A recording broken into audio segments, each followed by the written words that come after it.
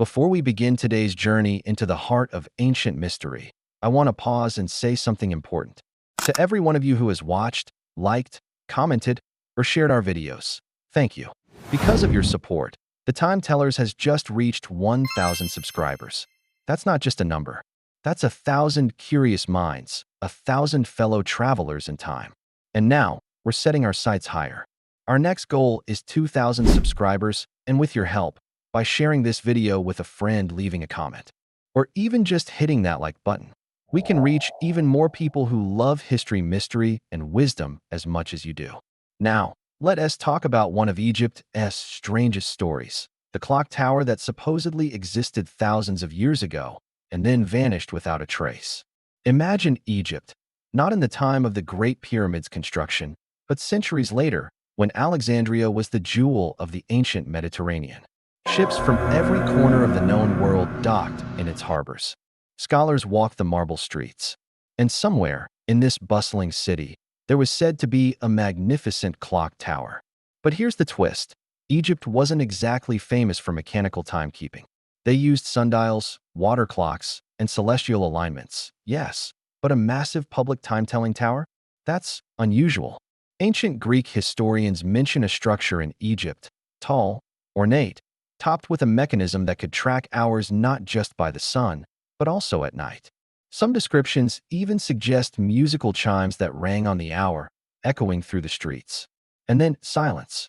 The next generation of historians stopped mentioning it. No ruins remain. No detailed drawings. Just whispers in old manuscripts, tucked away in archives. Was it destroyed? Taken apart for its precious metals? Or was it never real at all? Before we jump to theories, think about what a clock tower means in any society. It's not just a machine. It's a center of order. It tells everyone when to start, when to pause, when to gather. It's both a guide and a ruler of time. Without it, people rely on their own sense of timing, which can be freeing, but also chaotic. With it, the community runs in rhythm, but at the cost of living on someone else's schedule. That balance between freedom and structure is going to be important later in this story. The earliest mention of the Egyptian clock tower appears in the writings of a Greek traveler named Callistratus, around the 2nd century BCE. He describes a tall, white stone structure near the great harbor of Alexandria, topped with what he calls a wheel of the heavens. According to him, the device used both sunlight and water to mark the passing of hours. During the day, a shadow marker traced the sun's arc. At night, an intricate water clock inside the tower released measured drips into a reservoir, which powered a mechanism that could ring bells or sound gongs. This wasn't unheard of in the ancient world. The Greeks had tower clocks, most famously the Tower of the Winds in Athens, built around the same time. But this Egyptian version, if it existed, was remarkable for two reasons. It supposedly kept time with an accuracy unheard of in that era, even accounting for seasonal changes. It was designed for the public, not hidden away in temples or palaces. If the stories are true, it would have been a marvel of ancient engineering and a symbol of Alexandria's role as a center of knowledge. But here's where things get strange. After Callistratus, the trail goes cold. Some historians suggest that the tower may have been destroyed during the Roman conquest in 30 BCE, when much of Alexandria was damaged or repurposed. Others believe it was dismantled during later religious reforms, when mechanical devices linked to astrology or pagan rituals were frowned upon. And there's a third theory, the one that fascinates mystery lovers the most, that the clock tower was deliberately hidden from history. Imagine if this was not just a timepiece, but a symbol of centralized control. Whoever commanded the clock commanded the schedule of an entire city. If you could set the hours, you could dictate when people worked, traded, prayed, and even rested. And maybe, just maybe, the loss of the tower wasn't an accident, but a quiet rebellion. In modern times, we live surrounded by clock towers. Not stone ones, but glowing ones, on our phones, laptops, and walls. They dictate when we wake, eat, and sleep. But here's the truth. We can choose which clocks to obey. We can structure our day around what matters most to us, or let the default schedule run our lives. The missing Egyptian clock tower may be a reminder that sometimes the best productivity comes from taking back control of your own time. Some clues to the tower's existence come from outside Egypt. In Babylon, centuries earlier, water clocks had already been perfected. In Greece, elaborate public timekeepers blended science and art. In China, mechanical towers even used automata to mark the hours with moving figurines.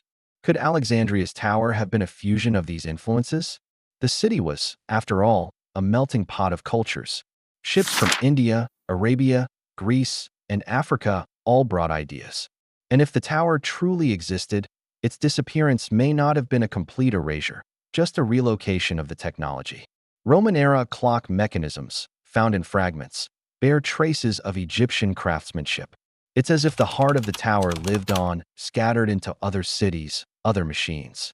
By the time medieval Arab scholars began documenting Alexandria's landmarks, there was no trace of a great public clock tower. The lighthouse of Pharos was still standing, battered but proud. The city walls and some temples survived. But of the tower? Nothing. One scholar, Al-Makadisi, wrote cryptically in the 10th century. There was once a tower that told the hours.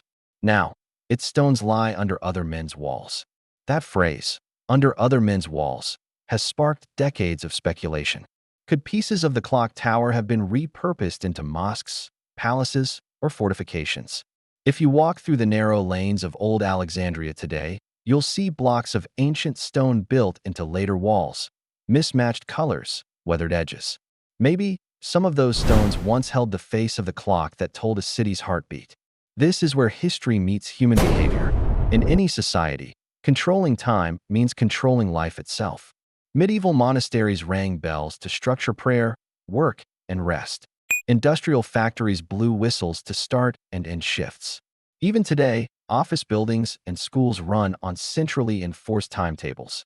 The missing Egyptian clock tower might have been more than an invention. It was a tool of synchronization. It united farmers, merchants, sailors, and scholars under a shared rhythm. But here's the paradox. When you let someone else's clock rule your day entirely, you trade flexibility for predictability. That can be powerful or suffocating. Time mastery isn't just about measuring hours. It's about choosing what those hours mean to you.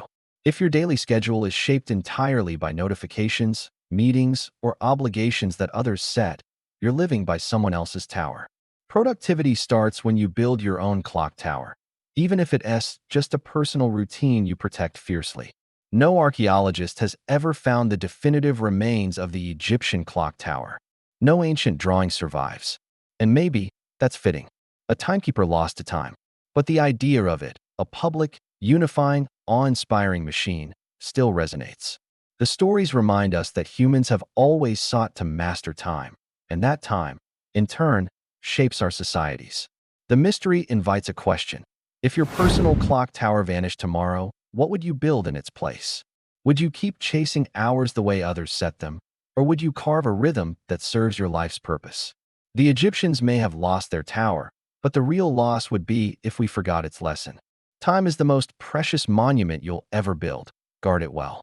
If you enjoyed unraveling this mystery, help us reach even more history lovers. We've just hit 1,000 subscribers, and now we're aiming for 2,000. Your like, comment, and share will help bring more timeless stories to light. And if you haven't yet, subscribe so you don't miss the next chapter of history's great secrets.